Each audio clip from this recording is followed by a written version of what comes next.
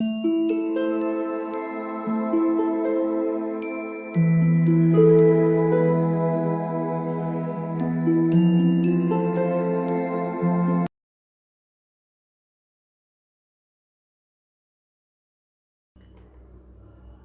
All of you, welcome back to my channel. मैं आज आप लोगों के लिए लेकर आ चुकी हूँ एक कलेक्टिव रीडिंग जिसका टॉपिक रहने वाला है कि आपकी तरफ क्या आ रहा है। ये रीडिंग जनरल है, तो हो सकता है कि आपके साथ रेजोनेट करे या ना करे, दोनों चीज़ें पॉसिबल हैं। क्योंकि ये कलेक्टिव रीडिंग है तो इसमें सभी के लिए मैसेजेस आएंगे और ये रीडिंग टाइमलेस है।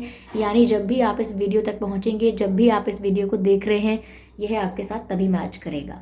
अगर आप ड्रीम टैरो चैनल पर पहली बार आए हैं तो सब्सक्राइब ज़रूर करें और बन जाएं हमारी फैमिली का हिस्सा। और इस बात का ध्यान रखिएगा कि मैं पर्सनल रीडिंग्स नहीं देती। ओके, आइए देखते हैं कि आपकी तरफ क्या आ रहा है। What is coming towards you. Okay,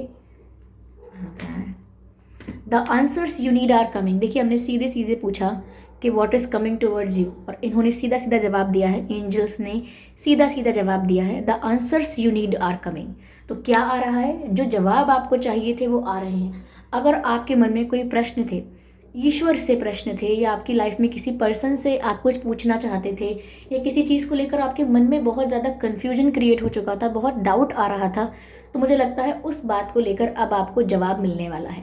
आपकी इंट्यूशन के थ्रू आपको आंसर मिलेगा, या आपके सामने किसी चीज़ की रियलिटी आएगी। ओके, ट्रुथ रिवील होगा, सच्चाई आपके सामने आएगी, या कोई आपके सामने आकर कुछ कन्फेस करेगा। लेकिन जो जवाब आप चाहते थे, या जिन जवाबों के लिए आप परेशान हो रहे थे, कंफ्यूज हो रहे थे, अब आपको आंसर्स मिलने वाले हैं। क्योंकि यहाँ कह रहे हैं द आंसर्स यू नीड। जिन जवाबों को सुनने की, या जो जो जवाब आपको चाहिए, वो आपको मिलने वाले हैं। ओके, तो फुल मून इन जेमिनी, मुझे ऐसा लगता है कि अब आपको आंसर्स मिलने वाले हैं। काफ़ी सारी चीज़ों को लेकर आपको समझ में आएगा। अच्छा, तो ये इस वजह से हुआ था, अच्छा तो ये उस वजह से हुआ था। तो क्लैरिटी बढ़ने वाली है, ऐसा मुझे लग रहा है। आपके माइंड सेट में ऐसा लगता है बहुत क्लैरिटी आने वाली, क्लैरिटी ऑफ थॉट्स। ओके, तो काफ़ी क्लियर होने वाला है यहाँ पर काफ़ी कुछ आपको। काफ़ी लोगों के बारे में भी काफ़ी कुछ क्लियर हो सकता है। किसी का रियल फेस, किसी की रियलिटी सामने आ सकती है, या अगर किसी ने आपसे कुछ छुपा के रखा था तो वो ट्रुथ आपके सामने रिवील हो सकता है। ये भी पॉसिबिलिटी है। Nothing will come of this situation.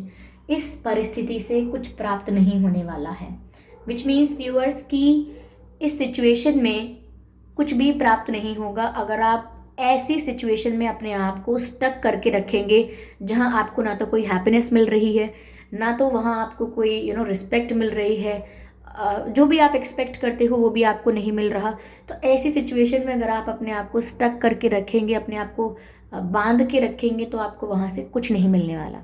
अगर आप बहुत ओवर थिंकिंग भी करते हैं एक ही सिचुएशन को लेकर कि ये हुआ तो क्यों हुआ, ऐसा उसने बोला तो क्यों बोला, ओके वो मुझसे क्या चाहते हैं, उन्हें क्या चाहिए, उन्होंने स्माइल करके बात की तो ज़रूर उन्हें कुछ चाहिए, तो ज़्यादा ओवर थिंक करने की ज़रूरत नहीं है, क्योंकि उससे भी आपका कोई फ़ायदा नहीं होने वाला। Okay, yes. तो यहाँ पर आपके लिए एडवाइस ज़रूर आ रही है कि आप उस जगह पर समय व्यर्थ ना करें जहां आप अंदर ही अंदर जानते हैं कि आपको कुछ नहीं मिलने वाला। ओके, टाइम वेस्ट करने की ज़रूरत नहीं है आपको।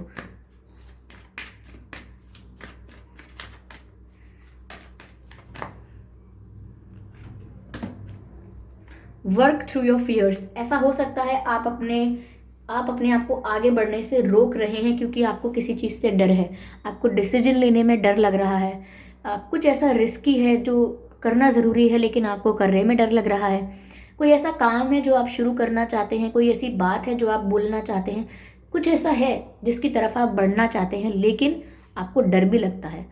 कुछ आपके ऐसे फियर्स हैं जो आपको आगे नहीं बढ़ने देते। जैसे किसी को पब्लिक स्पीकिंग का डर होता है, कोई लोग ना स्पीच नहीं दे पाते क्योंकि उन्हें डर लगता है, एक हेजिटेशन होता है।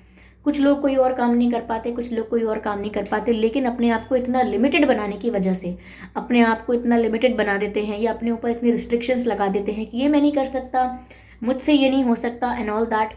तो उसकी वजह से उनका जो स्कोप है आगे बढ़ने का, या उनके अंदर जो पोटेंशियल है कुछ कर दिखाने का, वो कहीं ना कहीं उसको भी रोक लगा देते हैं, उसको भी कंट्रोल करते हैं। तो इस वजह से मैं आपसे कहना चाहती हूँ कि आपको व्यूअर्स अपने डर पर काबू पाना होगा।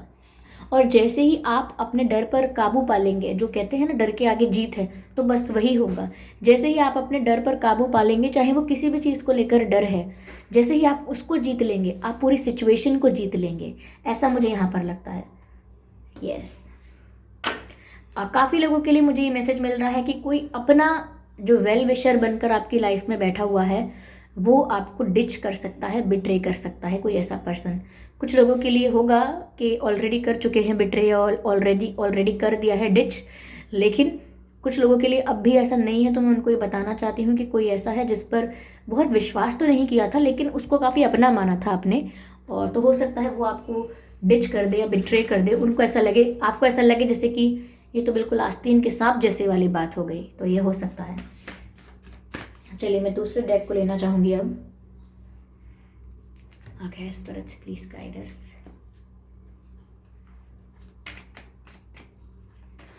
अच्छा व्यूअर्स, यहाँ जो दो फेसेस मुझे दिख रहे हैं, उसके लिए मैं आपको ये मैसेज देना चाहती हूँ कि आपको ना इमोशनल इंटेलिजेंस और इंटेलेक्चुअल इंटेलिजेंस में बैलेंस नहीं करना आता, आपको बैलेंस करना आना चाहिए।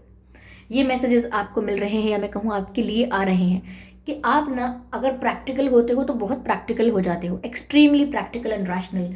और अगर आप इमोशनल होते हो तो फिर आप बहुत ही ज़्यादा सेंसिटिव, बहुत ही ज़्यादा सेंटिमेंटल हो जाते हो। वो भी नहीं होना है आपको, आपको बैलेंस मेंटेन करना है, 50-50% दोनों का बैलेंस मेंटेन करना है। अगर आप एक ही तरफ ज़्यादा चले जाओगे तो फिर वो हमेशा प्रॉब्लमैटिक रहता है, चाहे ज़्यादा इमोशनल हो जाए कोई या ज़्यादा प्रैक्टिकल हो जाए कोई। वो जब तक बैलेंस नहीं आता, प्रॉपर दोनों चीज़ों का तालमेल अच्छे से नहीं बैठता, तब तक कोई ना कोई समस्या आती रहती है। तो यहाँ पर अगर आप बैलेंस मेंटेन करेंगे प्रैक्टिकलिटी का और इमोशंस का, तो मुझे लगता है काफ़ी आगे जाएंगे आप। यस यस, मुझे लगता है व्यूअर्स कि आप अपने आप को अकेला करना चाहते हैं, या आपने अपने आप को अकेला कर लिया है। शायद आप किसी से बहुत परेशान हैं, किसी से बहुत नाराज हैं, और आप अपने आप को अकेला करना चाहते हैं। यस,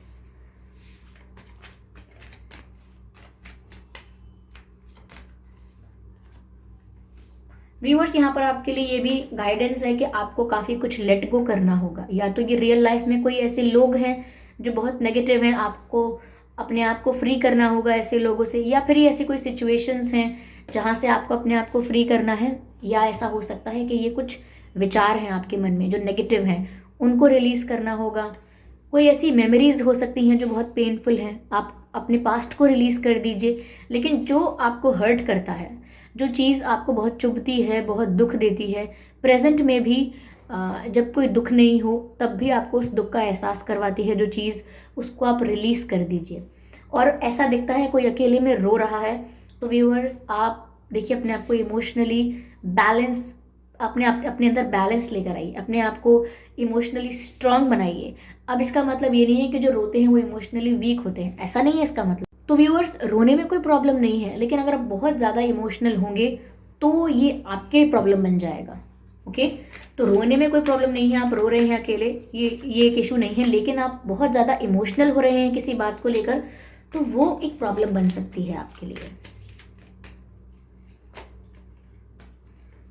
न्यू विजन, व्यूअर्स आपको अपने लिए एक नया विजन आपको बनाना चाहिए, नया विजन क्रिएट करना चाहिए। आपको आगे के बारे में सोचना चाहिए, फ्यूचर के बारे में सोचना चाहिए। फ्यूचर के बारे में सोचने का ये मतलब नहीं है कि आप भविष्य को लेकर चिंता करने लगें। फ्यूचर के बारे में सोचने का मतलब ये है कि आप एक न्यू विजन क्रिएट कीजिए कि आप अपने आप को किस पोजीशन पे देखना चाहते हैं। पास्ट में जो परिस्थिति थी वो तो थी, आज जो है वो तो सामने है, लेकिन आप कल अपने आप को कहाँ देखना चाहते हैं? क्या वहीं देखना चाहते हैं जहाँ से निकल कर आए हैं? नो। तो आप अपने आप को किस पोजीशन पर देखना चाहते हैं, किस जगह देखना चाहते हैं, या ऐसा क्या ऐसा क्या है जिसको आप एक्सपीरियंस करना चाहेंगे, उस एटमॉस्फेयर को, उस सराउंडिंग को, वो कैसा होना चाहिए।